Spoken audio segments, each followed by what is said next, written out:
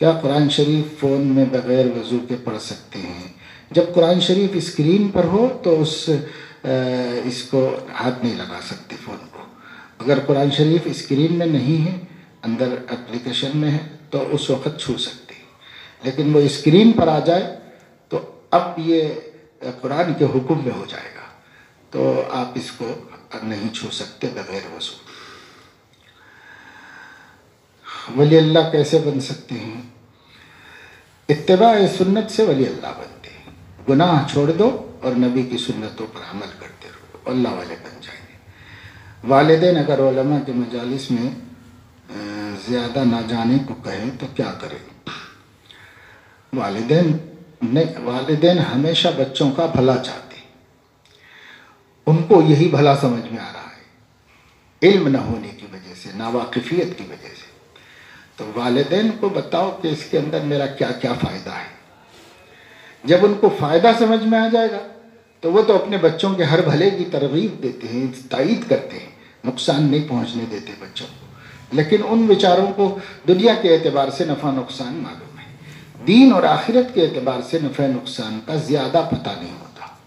تو ان کو بتاؤ کہ بھئی علماء کے پاس جانے سے عقائد صحیح ہوتے ہیں، علم صحیح حاصل ہوتا ہے، اور پھر اس کی وجہ سے ہماری فکر اور سوچ کا قبلہ درست ہوتا ہے. اور یہ ایسے ایسے بڑے فائدے ہیں کہ 2-2 کروڑ 5-5 کروڑ خرچ کر کے مل جائیں تو بھی سستے. تو ان فوائد کے لیے جاتے ہیں، اس لیے نہیں کہ بھئی وہاں ہم کو کھانے کو ملتا ہے، پینے کو ملتا ہے، تو یہ نہیں ہے.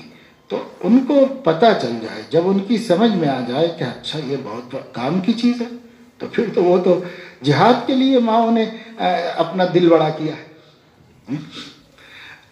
حضرت اسماء رضی اللہ تعالیٰ عنہ نے، حضرت ابو بکر رضی اللہ تعالیٰ عنہ کی بیٹی نے اپنے بیٹے کو بھیجتے ہوئے یہ کہا کہ بیٹا میں تیرے سینے پہ زخم نہیں دیکھوں گی، تیرے پیٹھ پہ زخم نہیں دیکھوں گی، تیرے سینے پہ زخم دیکھوں.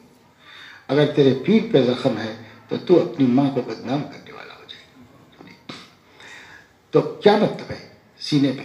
یعنی بھاگنا نہیں کبھی، چاہے جان دے دینا، بھاگنا نہیں. بھاگنے والا پیچھے مار کھا کے آتا ہے، اور جو مقابلہ کرتا ہے وہ سامنے مار کھاتا ہے. ماں کا حوصلہ اتنا تھا.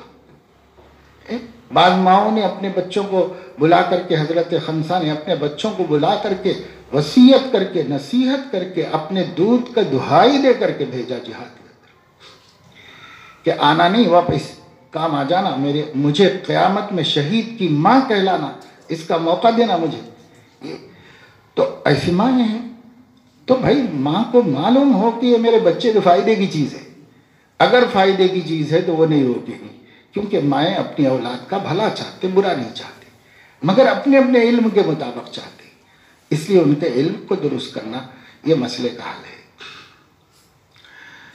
ایک دفعے کا ذکر ہے کہ میں 3 یا 4 پارے قرآن پاک کے پڑھنے سے دل میں ایک قسم کی بڑائی کا احساس محسوس ہوا، خوشی ہوتی. کیا ہے؟ دیکھو، خوشی ہونا تو اچھے کام پہ خوش ہونا ایمان کی علامت ہے. حضور علیہ الصلوۃ والسلام نے فرمایا اذا سرتک حسنتک واذا اساءتک معصیتک سیئتک. اچھا کام تجھے خوش کر دے اور برا کام تجھے شرمندہ کر دے تو یہ ایمان ہے.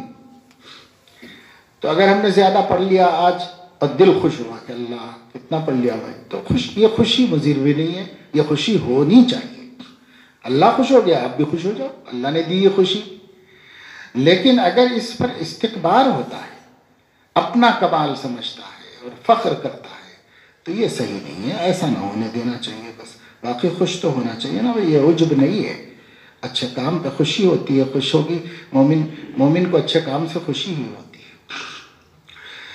موبائل کے ذریعے سے مجھ سے بہت زیادہ گناہ ہوتا ہے.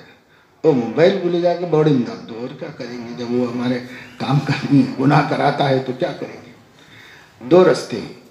ایک راستہ یہ ہے کہ آپ اپنے ارادے پر مضبوط جمے رہیے. موبائل تو بے جان چیز ہے، وہ آپ کا مقابلہ بھی نہیں کر سکتا. ہم جاندار ہیں، ایماندار ہیں، ہمارے پاس طاقت ہے. موبائل کے پاس کیا طاقت ہے؟ मोबाइल आके ज़बरदस्ती हमारी आंखें फाड़ के खुल के आके खड़े होता है के सामने कि देख, नहीं देखेगा तो जान ले लूँगा तेरी।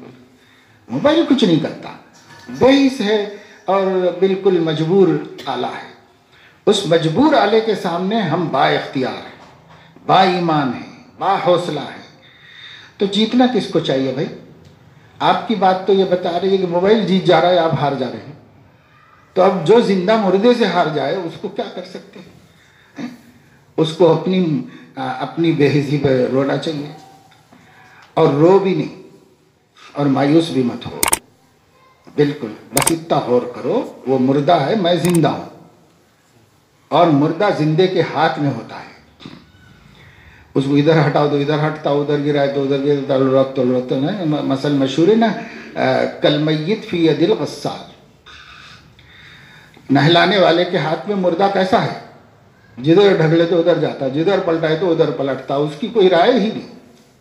मोबाइल की भी अपनी कोई राय नहीं है, वो मुर्दा है, उसमें कुछ भी होगा लेकिन वो है मुर्दा।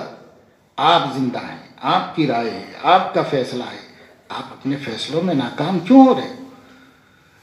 तय करो, हिम्मत करो, इरादा करो, और इस तय करने के बाद एक दिन जीत गए तो फख्र मत करो, अल्लाह का शुक्र अदा करो, अल्लाह से मदद लो, फिर आज इरादा करो कि कल के दिन भी इंशाअल्लाह देखना मैं ही जीतने वाला हूँ। अब फिर दूसरा दिन, तीसरा दिन, आहिस्ता आहिस्ता आहिस्ता वो ज़ौक़ भी मुर्दा हो जाएगा और आहिस्ता आहिस्ता वो शौक़ भी ख़त्म हो जाएगी। हिम्मत करो भाई, हिम्मत से काम बनता है, मायूसी से, रोते रहने से किसी का काम नहीं बना, हिम्मत करने से काम बनता है। जब कोई गुनाह हो जाता है तो आखिर अहकर आपको इसकी इत्तला देता है, फिर आपकी बताई हुई बातों पर अमल करके उस गुनाह से बच जाता है।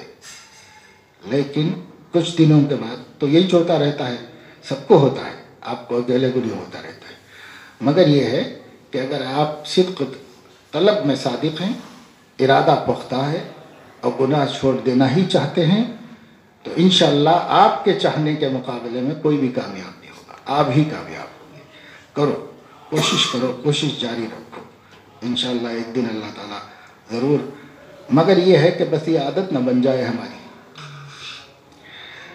इरादा यही हो कि मुझे गुनाह छोड़ना है, इरादा कमज़ोर न होने पाए, ये इरादा मजबूत रखिए, इंशाअल्लाह इससे अल्लाह ताला काम हमारा बनाएगा।